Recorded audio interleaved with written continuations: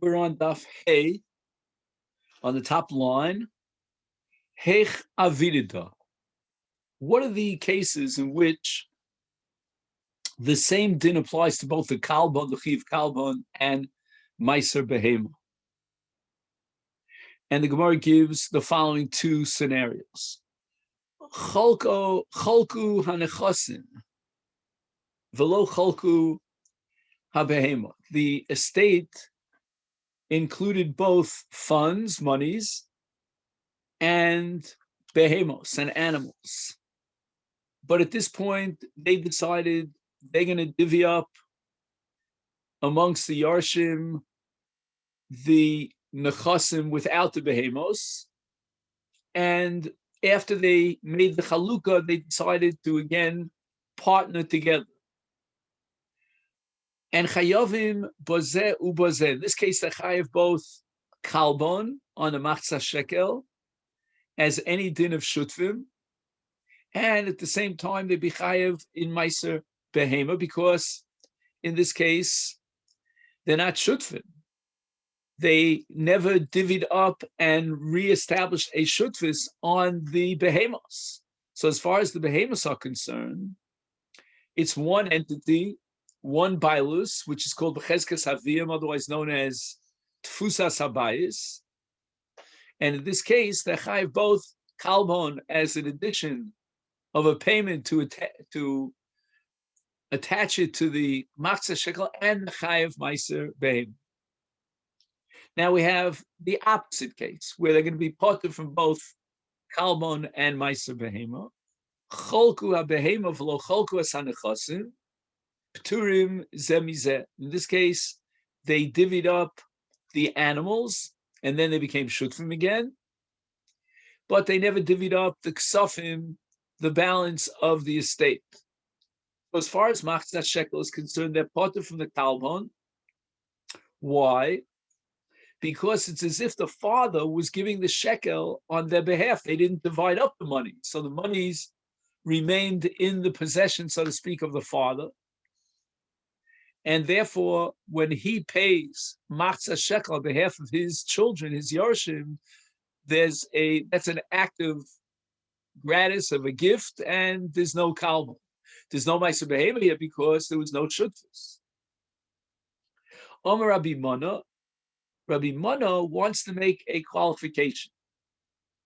It doesn't always go so smoothly. Why? Hadodiat Amrit, that which you said, that if they divvied up the behemos and they never divvied up the nechas and they're parted from both and both, that only applies to shelo haisa behema rov. That if we would evaluate on the market and attach a price tag to the behemos, it would be the mute. It would not be the rove. So let's say, for example, the estate is worth 100, and 70 out of the 100 are cash value, and the other 30 are the value of the behemos. So in such a case that the behemos represent the mute and not the rove, therefore they have the status of an entity that is part of the estate. And as a mute, or even perhaps, again, the Mefarshim talk about Shav, it was equal, even though they divvied up the behemos, in this particular case, that was the last case that we brought before, they still remain parted from the Kalbon, because the Machzah Shekel is being given from the nechasim, meaning the cash and the currency, which is in this case the rov. Avolim haisa behema rov, in a case where the total value of 100, let's say 70 out of the 100, reflects the value of the behemos. In such case, harehein ikar nechasim. We view them as the mainstay, the primary of the estate, and it's one entity. And with regard to this estate, in the case where they divvied up the behemos, it's considered as if they divvied up the nechasim as well. And therefore there would be a chiyuv kalbon. Rabbi Oven Omar, with regard to the case of achim shutfim, if they haven't yet divvied up the Yerusha, there was no Chalukas Yerusha, then the father has to give Meiser Behema, and there's a P'tur of Kalman. Rabbi Shammai asked the following question with regard to the reason why he's potter from a Kalman. Mipnei Shasiyasan ke'odam echad etzel Meiser Behema at potro min Kalman. Just because you are machmir with regard to Meiser Behema, you are machayev them in Meiser Behema because we view them as one individual, one ownership of the father. Therefore, you're going to say they're potter from a Kalman. Certainly, each one of the two brothers, the Yarchim, have their own individual obligation vis-a-vis the mitzvah, the obligation of Matzis HaShekel. And therefore, we know that although they haven't yet implemented the Chalukah, but nevertheless, that's what's going to happen. They're going to divvy up the possessions, and then each one individually is going to be chayiv in Meiser, in Matzah Shekel. Amrulei, so the Bnei Yeshiva responded, Lo Shanyahi. Is there, as a rhetorical question, no difference between the law of Yerusha and the Tfusas Habayis, as opposed to other Shutfim? You're right. Shutfim in general, each Shutav is obligated individually in Matzah Shekel. But here we're talking about a situation of Tfusas Habayis. There is no individual ownership. The ownership is that of the bias. The father, before the Chalukah, so to speak, owns the entire estate. And therefore, if he's giving a seller, Matzah Shekel on behalf of Reuven, another Matzah Shekel on behalf of Shimon, who knows in seller Achash Shlema, and it's as if the father is giving a seller on behalf of his sons. In that case, is a P'tur of Kalman. I'm going to ask the following question now. Me'ata. If you're applying this din of Tfusas Habayis, that the entire estate is owned by the father until they divide it up, is afilu cholku v'chazu v'gishtatvu chayom v'masabem turban akalman.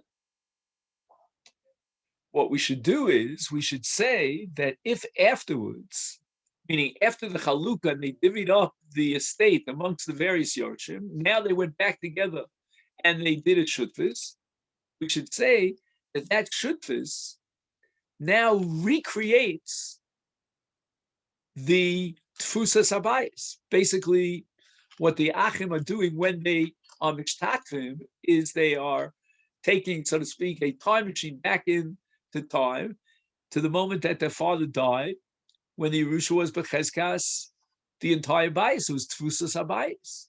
And therefore, there should be a chiyuv Meiser Behema, and there should be a P'tur of Kalman. Utaninan, and the Mishnah says, Chayavim Kalman, Up'tur mi Meiser Behema. The Mishnah says just the opposite.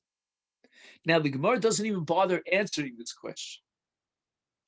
So the Mefarshim, he has here, Rebbe Leo Fulda, says that the difference is very simple. That's why the Gemara didn't even bother answering this question, deflecting the question. In Tfusas Habayis, it's if the father was giving Meiser on the behemoths, he's chayiv in Meiser, and therefore there's no P'tur of Shutfis. And here also, if let's say they would have brought Shekalim at this point of Tfusas Habayis, of course they're part of the Kalma. What are you telling me later on? They were chozru v'nishtatfu. Okay, that's a new situation. But at the moment that the father died, we have a Tfusas Habayis and a P'tur of Kalma. So therefore, when it's cholku v'nishtatfu, the nechasim don't go back to the possession of the father. It's now a brand new shutfus. Rabbi Ba, the Shem Rabbi Abba Bar Rav Huna, he shnei achim sheyarshu savim, he shnei gisim sheyarshu es chamihim. The same din that applies in the case of two brothers that inherit their father, if they haven't yet divvied up the estate, then the law is that they are parted from a kalman, but chayiv and ma'aser behema. That same law applies to shnei gisim. In other words, let's say Reuven died, he left two daughters, married them off to two sons-in-law, And now the sons-in-law will, through the law of the Ishus, through the law of marriage, they now inherit their father-in-law. And the same din applies. If there hasn't been a chaluka, they didn't divvy up the estate yet, then the chayv v'maisa potim in a kalva. And the Havamina was, we could have said, if not for Rabbi Ba, that dafka in the case of Banim, there we say that there's a din of tfusas habayis because the Banim will inherit their father. It's a direct relationship between the father and the sons. Masha Enkein here in the case of the sons-in-law, when they inherit their father-in-law, they don't have any direct relationship to their father-in-law as far as the laws of Yerusha is concerned, but rather they have rights of kinyanim, and that's because of Kiddushay Nishosehem. So the Kiddushin gives them monetary rights to the possessions of their daughters. And we would have thought, if not for Rabbi Abba, that they have the status of Lekuchos. And Lekuchos, we said yesterday, are potter from Meiser Sheni, from Meiser Behema. And therefore, this would not be a din of Tfusas Abayis. And in terms of Kalbon, they would be Chayv and Kalbon. And that's the Chiddush of Rabbi Ba, that no, that we say that even the Chasanim, the sons-in-law, have the same identical din as the Banim. Now the Gemara brings a machlokas Tanoim. What did they do with the Kalbonim? In other words, the Kalbonos in plural. Where did it get earmarked? To what purpose? And there are many different shitos. Li'echan hoya Kalbonos noflu. What did they do with the Kalbonos? Rabbi Meir Omer l'Shekalim. Rabbi Meir holds that it's part and parcel of the payment of Machzah Shekel. If it goes into Trumas Halishka and it's earmarked to purchase Karbonos Tzibur, because Rabbi Meir l'Shitaso, you may remember from yesterday, Rabbi Meir held that Kalbon is a doraisa in order to compensate for any increment between the Mateh Shal Eish that HaKadosh Baruch Hu showed Moshe Rabbeinu and our Machzah Shekel. So it's built in to the chiyuv of Machzah Shekel. However, all the other Tanoim that we're about to learn, a whole bunch, they disagree with Rabbi Meir. They hold that fundamentally the Kalbon is a separate payment. It's not built in. It's not an integral part of the Machzah Shekel. Rabbi Lazar Omer l'nedava. The dava means that we will use that money like we do with surplus money in the Lishka, and we purchase Karbonos Nedava. That's called Keitz HaMizbeach.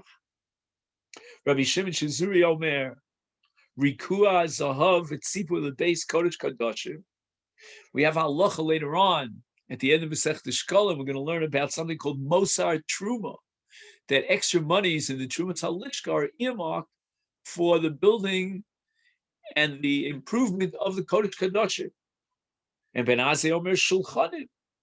After all, the reason why we add the payment of the Kalbon is to offset the loss that Hegdish would pay to the money changer for that commission. So that's where the money's going to go. They'll go to the Machlifin, so that the Gizbar will not have to suffer, Hegdish will not suffer that loss of the payment to the commission, because the money will go straight from the shokel, the contributor, to the hands of the money changer. And that was their commission. A final answer is Lotzas Drachim. This means Tikkun Drachim, Chafiris Boros. It's all Torchei Rabin, all the needs of the city, the municipal cities. And what the Yesh Omer are arguing is that it doesn't have a din of Hegdish. It's not as if the monies are going to the Gizbar, representing Hegdish, and therefore they should be used for Karbonos Nedava or for Bedek Habayis to fix up the Migdash. But rather, this is a payment in and of itself. It's a monetary payment, and it's monies that come into the entity of Klal Yisrael, so to speak, the communal monies that are needed to dig cisterns for water for the people, for the public, or, for example, to fix up the roads and so forth. So we finished the first parak of Shekalim. Shekalim is divided up into many smaller prakim, and now we begin the second parak. Mitzarfim Shkolim. The Gaboim collect the Shkolim from the various cities in Israel, the members of the city. They transport it to Yerushalayim. And the question is, there's a massive amount of heavy coins, very difficult to bring them, transport them to Yerushalayim. It's a whole to-do. And therefore, the Mishnah tells us, Mitzarfim Shkolim Lidarkonos. We allow the collection, this total conglomeration of Machzah shekel, to be converted into a larger coin, let's say a gold coin, and that makes it so much easier to transport it to Yerushalayim, to make it easier and lighten the burden of transporting these smaller coins all the way to Yerushalayim. Now, later on, in the 6th parak of Shekalim, we're going to learn about 13 shofros. Shofros are receptacles in the Beis HaMikdash for the collection of the monies. And different shofros were earmarked for different purposes. Now, the shofros where the monies were kept had a tzura of a shofar. Why? It was narrow on the top and wider on the bottom. And the reason for that is they were afraid of Ramoim. Somebody might put his hand into the collection box and embezzle the money. But if it's very narrow on top, it's impossible for them to fit their hand in. And the Mishnah tells us, Kishem shayu shofaros b'migdash, kach hayu shofaros b'medina. Medina here refers to Orei Yisrael, and just like in the Beis HaMikdash, they had shofaros for the monies that were collected, and that was for security matter. So too, whenever they collected monies in the various cities of Israel, they were required to duplicate those shofaros as they were in the Beis HaMikdash.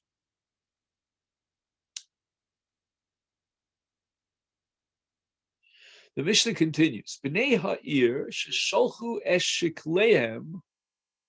Now, wherever the city is located in Israel, the monies that are collected from Machzah shekel have to be, as we said, transported to Yerushalayim. And we chose a shliach.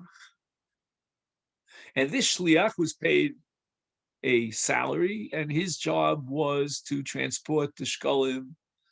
Well, now we're talking about darkonos, the larger coins, to Yerushalayim. He was chosen for this job because he's a reliable person. But Mishnah presents a scenario in which the monies were lost on the way, or they were stolen on the way. Now, there are two possibilities here in such a case. One possibility is that the Bnei Ha'ir have to suffer the loss because their monies never arrived in Yerushalayim, and therefore they'll have to replace the shkalim that were lost or stolen. The other possibility is that no, once the monies were handed over to the Gizbar, who represents Hegdesh, and he in turn, the Gizbar, hands over the monies to the Shliach, at the moment that it reaches the hands of the Gizbar, it's Mammon Hegdesh, it belongs to Hegdesh. If the monies are lost, that's Hegdesh's loss. That the Bnei Ha'ir, those who contributed, they are exonerated from any chiyuv. Now, another dimension of this issue is going to be what we call a chiyuv shvur. What do I mean by a chiyuv shvur? The shaliach himself, insofar as he is a shomer, he's responsible for the loss of these monies. And let's assume, for argument's sake, that he's a shomer sachar. You know what? Let's make it a little easier for us. Let's say it's a shomer chino. So shomer chino is potter. He doesn't have to pay and compensate for a loss of gneva v'aveda, but he has to take a shvur. He has to take an oath that he didn't pocket the money, that he wasn't negligent, he fulfilled his obligation vis-a-vis shmira. And the question is now, who is going to be tovea him for the shvur? And then Afkamina could be that if the Tovea drops the Shvua, then the Shliach is potter from the Shvua.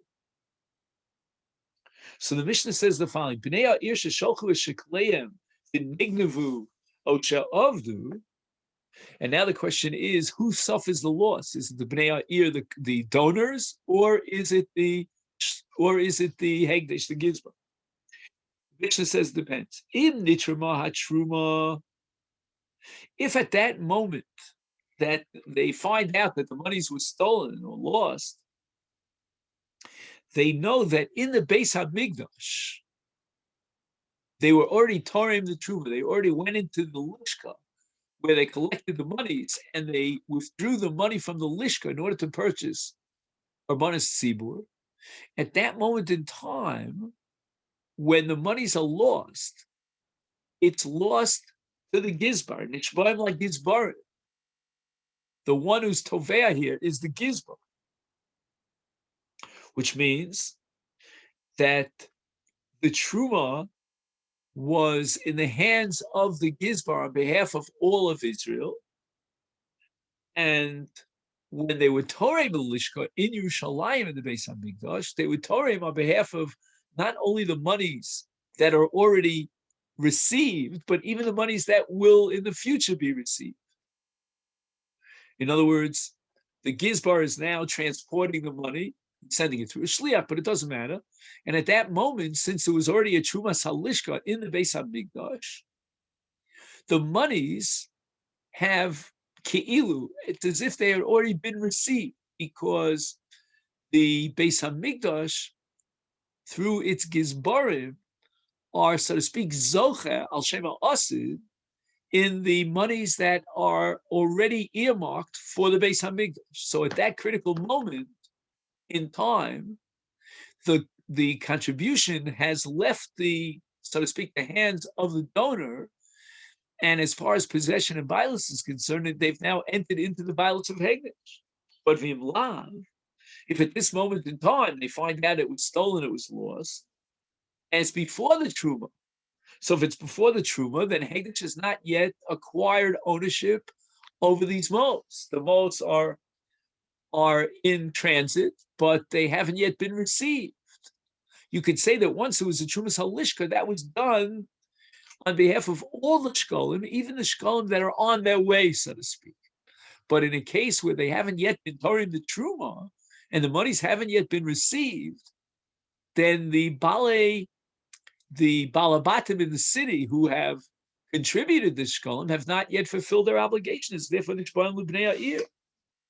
U'Bnei Ha'ir Shoklim Tachteim, and they have to dig into their pocket and suffer the loss and replace those shkalim that they had originally given and were lost. They never reached Yerushalayim. Their mitzvah is fulfilled when either at the moment of Trumas Halishka or when the shkalim are received in Yerushalayim.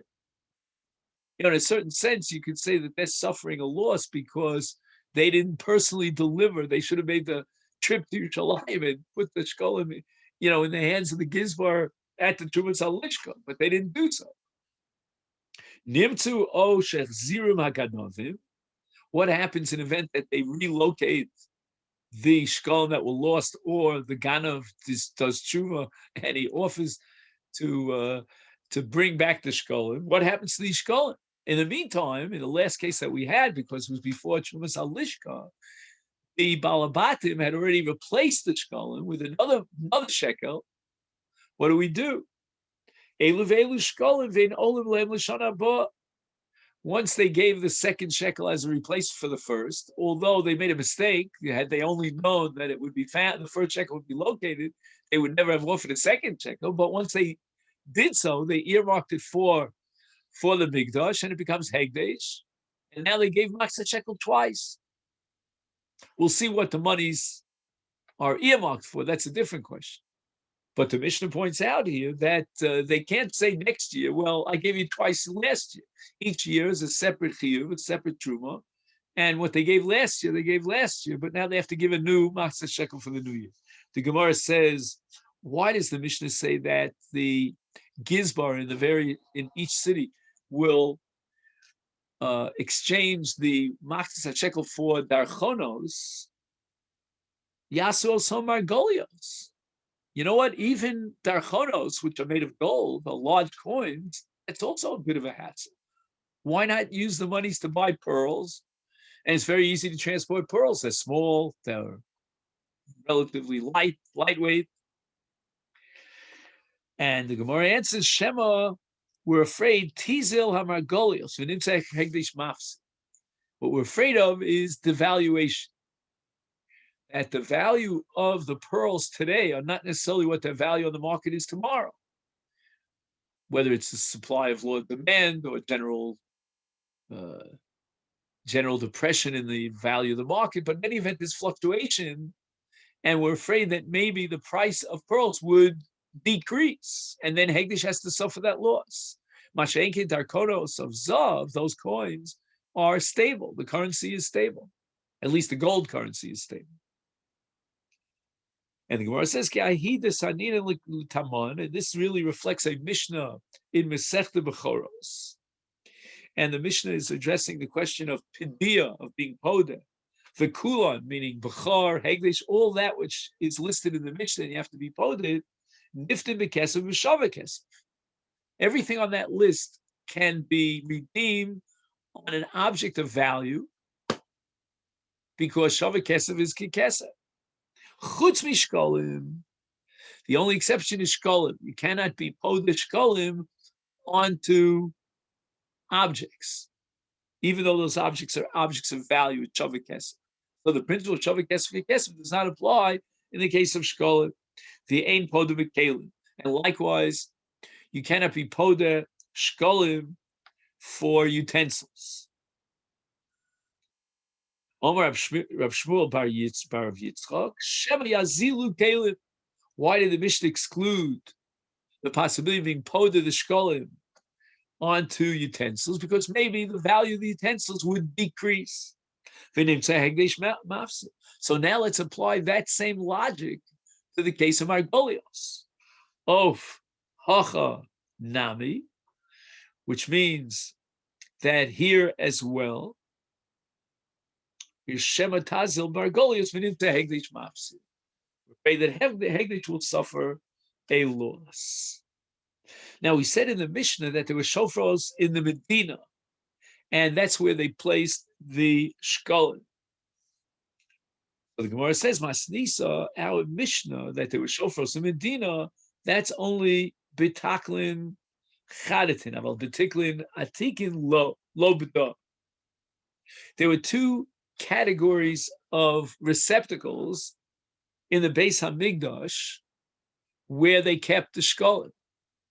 There were shkolim chadashim, that means this year's collection, and they were placed in a certain receptacle, and they put a label on it.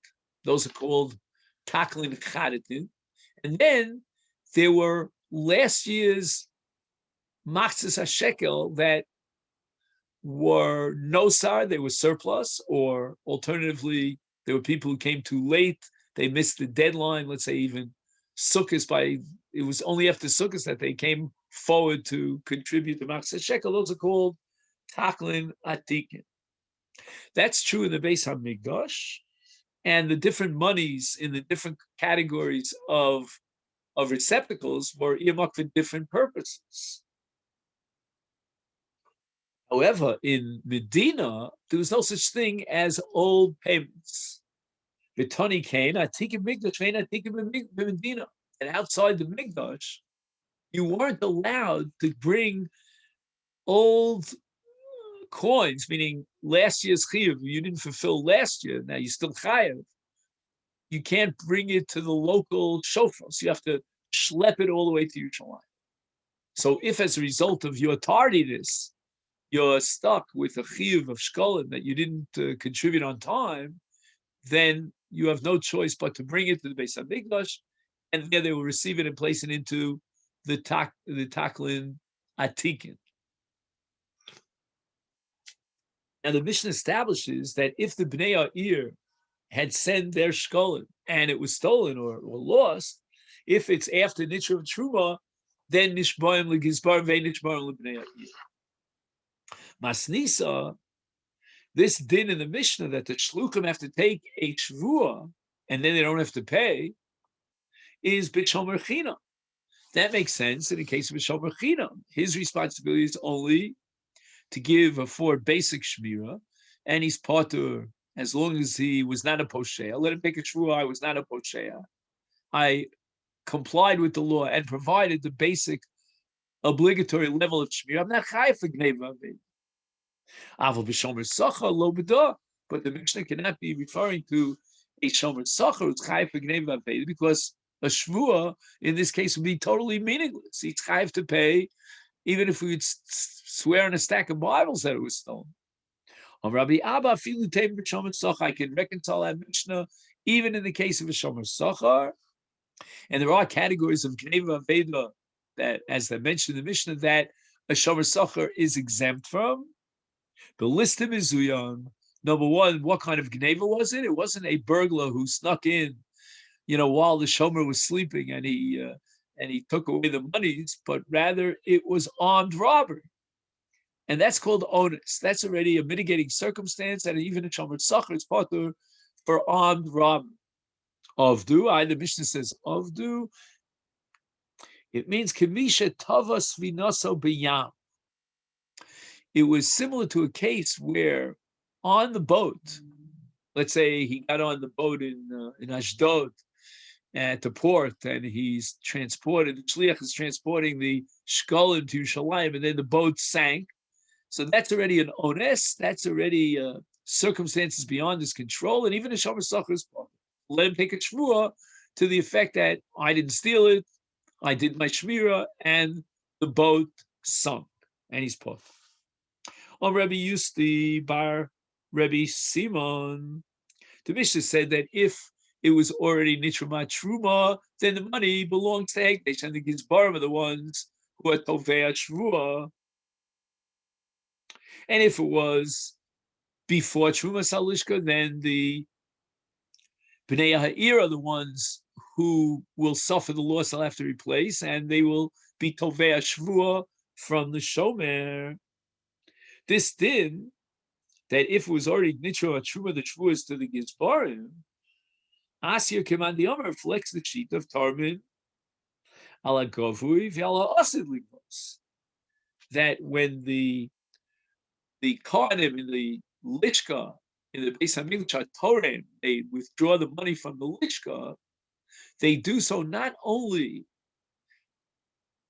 vis-a-vis the Maxis HaShekels that are in the Lishka already, but even on those that are on their way. They have already been earmarked, they haven't been received yet. That's called a Asid Ligvos. Now, the reason for this mandiyama, the logic that underlies his shita, is that the Shekalim and the karbonis that are purchased with the Shekalim should belong to the entire community. So we don't want to exclude those who are giving, but the monies haven't yet received. Baram, however, there's another mandiyama who maintains that ain't tarmin lo ala govui the ala asid ligvos. In other words, lo ala govi means that which was given but hasn't yet been received, and not on asid ligvos, and that which wasn't even collected yet is then lo b'dah. That shita cannot be reflected in our Mishnah, because according to that opinion, even if the truma, but the monies were lost on the way, they weren't received by the truma of the Belishka, the Beis HaMikdash, and therefore the monies were not transferred over to the ownership of Hekdesh. So that shita has to be excluded in our Mishnah, because our Mishnah reflects the shita that Karmen ala Asid Ligvos. The Mishnah says, B'nei Ha'ir shesholchu shikleim. If it was already nitrama truma, then the Gizbar takes the shvua, then the Gizbar is tovei the shvua, but if not, then the B'nei Ha'ir tovei the shvua. Or says, what's going on? Shvua on what? On Shekalim?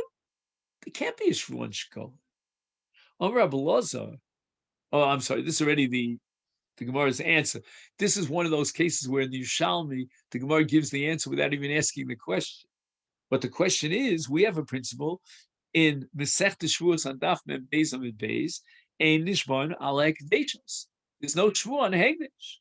On Rabbi Lazar, the Reb Shimon that this is considered mamon hedgelt, that the shkalim are owned by the givers. Why? Because Kol's man, they haven't fulfilled their obligation. They're going to have to dig into their pocket if these monies are lost and replace these monies. And Reb Shimon holds that any time you'll have to replace kodshim by digging into your pocket and purchasing a replacement, that is considered yours. You have ownership. And therefore, the principle of Ein Nishbana like does not apply. But notice that Rabbi Lazar is saying that our Mishnah could only reflect the Shita Reb Shimon. On Rabbi Yochanan, Divrei HaKol, even the Chacham who don't accept the principle of Kodshim Shechayiv Lachar Yusam, it's a Re'en Kinechasav, it's like his mammon. They can also be reconciled with our Mishnah, Shum Shvuas Takana, because our Mishnah is not talking about a Shvua D'Oraisa, but rather a Shvua D'Rabbanan. The Chachamim, in order to protect the interests of Hegdesh, they instituted a Shvua. Al Daiti de Rabbi Yochanan Nicha Nishbaim LeGizbarim V'im Lav Nishbaim LeBnei Ir U'Bnei Ir Shoklim Achirin. According to Rabbi Yochanan, who holds that the Shvua itself is the Rabbanan, it's the Takanas Chachamim, the Mishnah reads very smoothly. And we understand two things now. We understand, number one, that in a case of Nitrama Truma Nishbaim LeGizbarim, and we understand that if it wasn't like Nishra Truma, Nishbaim LeBnei Ir, and the Bnei Ir now are the ones who are Tovea, because they'll have to replace the Shekalim insofar as the Shekalim were lost.